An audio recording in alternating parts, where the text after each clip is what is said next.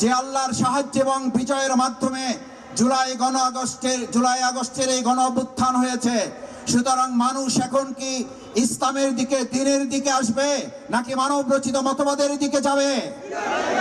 এখন কি মানব রচিত মতবাদের বাংলাদেশ নাকি ইসলামের বাংলাদেশ? সুতরাং এই দৃশ্য দেখে যদি কেউ কষ্ট পায় আর যদি কেউ ষড়যন্ত্র করে, তাহলে সেই ষড়যন্ত্রের জবাবও কি আল্লাহ তাআলা দিয়েছেন না দেন নাই? আল্লাহ তাআলা সেই ষড়যন্ত্রের জবাব দিয়েছেন, ওয়া মাকারু ওয়া মাকারাল্লাহ। অতঃপর তোমরা যদি বিজয়ের ব্যাপারে কেউ ষড়যন্ত্র করো, কেউ যদি তাদের বিরুদ্ধে নস্যাৎ করার জন্য আবার চক্রান্ত করো, আল্লাহ তাআলা জবাব দিচ্ছেন, বাংলাদেশ জামাত ইসলামীকে ওই ষড়যন্ত্রমূলক কথার বক্তব্যের জবাব আমাদের দিতে হবে না। ওই জবাব দেওয়ার জন্য যে আল্লাহ জুলাই আগস্টের গণঅভ্যুত্থানের বিজয় দিয়েছেন, ওই সমস্ত জবাবের চক্রান্ত ষড়যন্ত্র মোকাবেলা করে চূড়ান্ত বিজয়ের দিকে আল্লাহ আমাদেরকে বাংলাদেশকে নিয়ে যাবেন ইনশাআল্লাহ। সম্মানিত ভাই এবং বন্ধুগণ, বাংলাদেশ জামাত ইসলামী যে বাংলাদেশের স্বপ্ন দেখে, সেই বাংলাদেশের স্বপ্ন শুধু জামাত ইসলামী দেখে না, সেই জামাত ইসলামীর স্বপ্নের বাংলাদেশের স্বপ্ন এই ডেমরাবাসীও দেখে। কারণ বাংলাদেশ জামাত ইসলামী চাঁদাবাজ মুক্ত একটা বাংলাদেশের স্বপ্ন দেখে।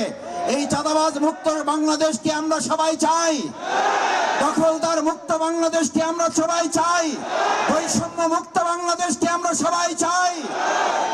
সুতরাং আজ যদি কথা ওঠে, চাঁদাবাজ আগেও ছিল, এখনো আছে, শুধু হাত বদল হয়েছে।